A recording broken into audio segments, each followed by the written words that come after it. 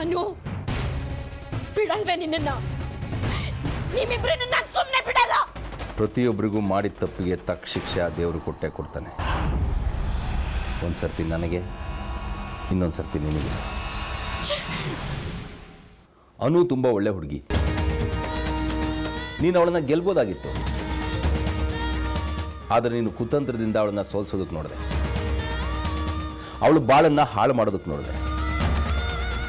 ಈಗ ನಿನ್ನ ಈ ಸ್ಥಿತಿಗೆ ನೀನೇ ಕಾರಣ. ಬೇಕಿತ್ತ ಇದೆಲ್ಲ? ಯಾಕೆ ಬೇಕಿತ್ತು ದ್ವೇಷ? ಏಯ್ ಸುಮ್ಮನಿರೋ, ನನ್ನ ತಲೆ ಚೆಟ್ಟಿಡಿಸ್ಬೇಡ.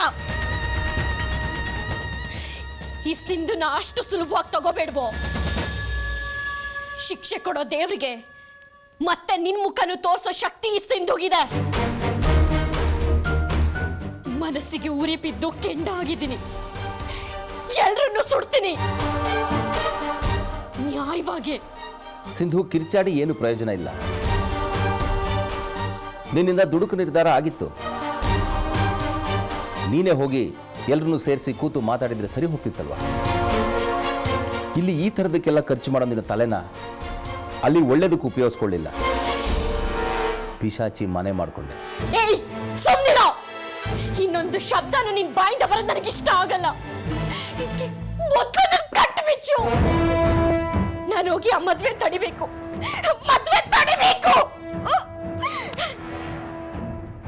ಈಡೇರಿದ ಬೇಡಿಕೆಗಳನ್ನು ನನ್ನ ಮುಂದೆ ಇಡಬೇಡ, ಅವು ನೆರವೇರಲ್ಲ.